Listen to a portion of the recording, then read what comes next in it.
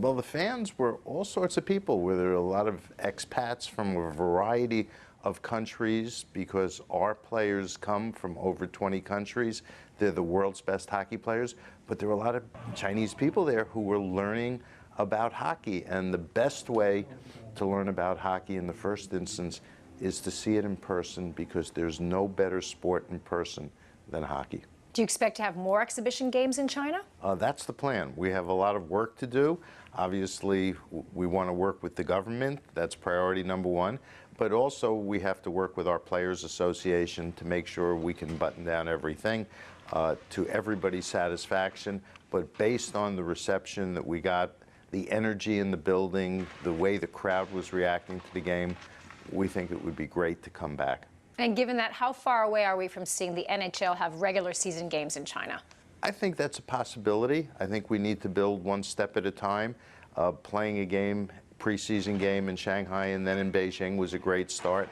I think we'll focus on doing that again, and then we will build over time. And I know winter sports has become a priority for the Chinese government, so the combination of the joint goal of growing winter sports, and in particular hockey, is something that I think should work well for all of us. Now, obviously, this is great for business. We're talking about a market of 1.3 billion people. We've noticed. But at the same time, there's formidable challenges for the sport. I mean, Chinese viewers are very familiar with basketball and soccer, but hockey is relatively unknown there at this point, correct? Well, I think, basketball had an experience where they had to grow slowly.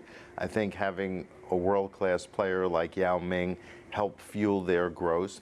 But from what we hear at the inception, the experience basketball the NBA had was very much like the experience that we're now having. So if that's the baseline, I'm very optimistic about the future growth prospects. Now, I'm from Canada, where, of course, hockey is king. But speaking to some of my friends, there's some challenges they're facing, namely tempering some of the expectations among their children, because so many of them want to make it to the NHL, but the reality is very few do. So what would you advise parents tell their children when it comes to both encouraging them to continue with the sport, but tempering some of those expectations? Well, we love the fact that young people love our game. When it comes to teamwork, hard work, discipline, leadership, physical fitness, you could certainly not do better than be a hockey player, whether or not you're a boy or a girl. But most importantly, we think young people should have fun playing hockey, and they should sample other sports. We don't want young people to burn out on the game by playing too much too soon.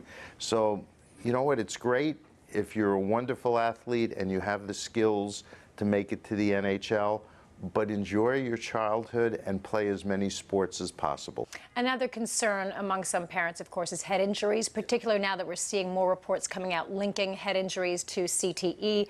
How is the NHL kind of approaching this problem? Well, we've been leaders in this space. We've been working with our players and our physicians, the medical community, our trainers since 1997 to stay on top of all the developments and what the medical community is learning.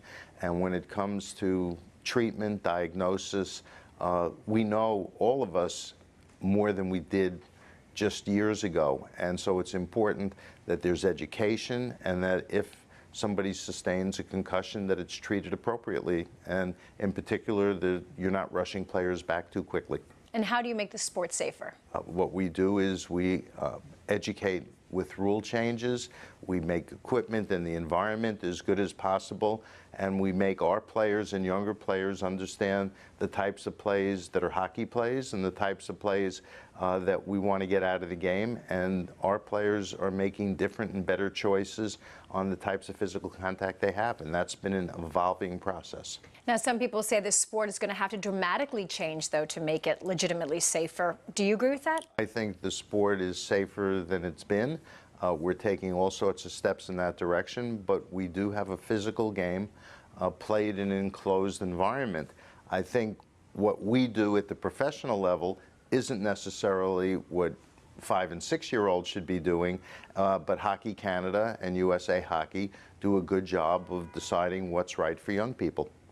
Another controversial issue I just wanted to bring up with you right now. There's a conversation being had as to whether it's appropriate for professional athletes to exercise their First Amendment rights, i.e. freedom of speech, on the field. What's the NHL's take on that? We respect our players, and we understand that on political and social issues, it's ultimately a matter of individual choice. And then lastly, just other than China, where else are you hoping to grow the sport at this point? Well, we look to make sure the sport is strong everywhere, since our players come from all over the world, particularly historically Northern Europe and Russia. The fact of the matter is we want to continue the growth of the game everywhere, and to the extent we can encourage the best hockey players in the world to develop, not just in North America, but throughout the world, we know they're going to come to play in the world's best hockey league, which is the National Hockey League. And in terms of priorities, though, where does China rank, would you say? China is an important country.